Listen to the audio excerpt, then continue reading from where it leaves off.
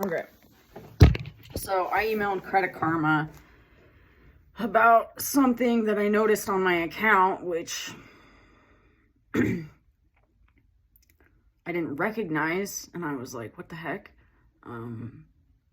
Honestly, for a second, I just thought I was seeing things, because, you know, I'm losing my mind every fucking day, but excuse my language. It's kind of just the way I talk. So, I emailed Credit Karma at 1:08 in the morning on March 18th, 2022.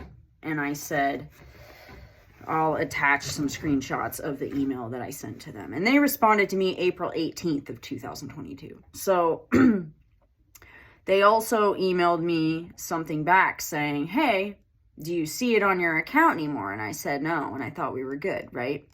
Well, we weren't good.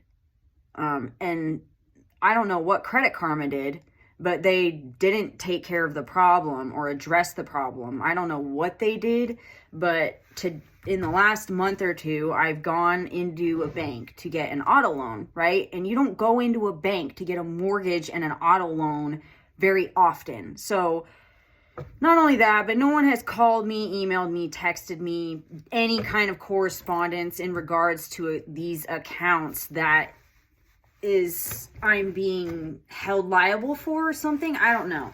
So my bank BECU thought that TransUnion merged someone else's information with mine.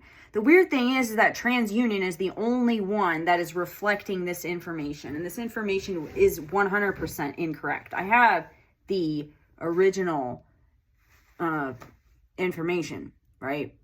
And I also can account for my time during the time that these accounts were opened without my knowledge or consent. That being said, I'm not intimidated by you, SafePort Law. I'm not intimidated by TransUnion. The thing is that if you guys don't clean it up, that would be considered tax fraud, which is, let me look that up. What's tax fraud? Tax fraud. Tax fraud. Is it a big crime?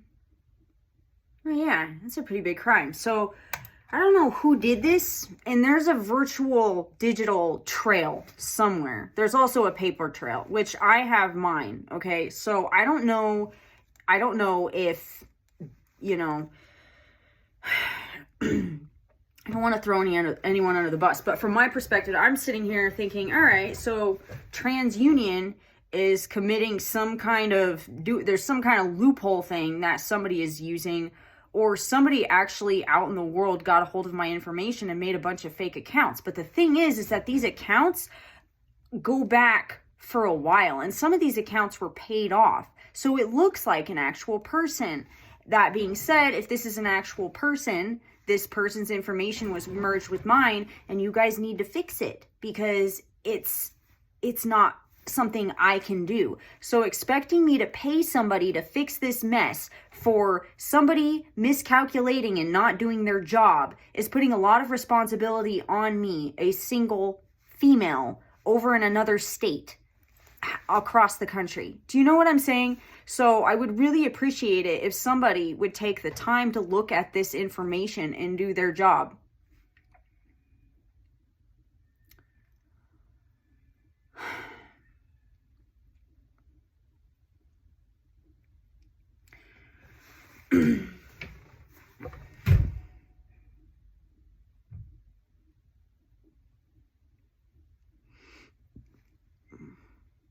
The only other thing I'm like, all right, somebody had an accident, or there are some people out there doing some shady shit in their office, and I'm not paying for it.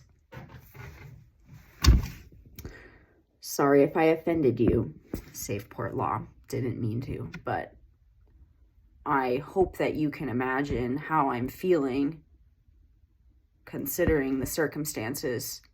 And I don't think it's fair that you guys should make money off of me or TransUnion's mistake. let alone, maybe it's not even TransUnion's mistake. I don't know. Somebody didn't do the right checking. Somebody, whoever, if these accounts were opened and this is a fault, this isn't a real person, they didn't provide a social security card, an ID, which are things that I possess, to my name. I've never changed my name. I've never been married. I've been in Spokane for 22 years. Okay? Never lived anywhere else. And I can account for every year what I was doing with my time. So, thank you, I guess. I don't know.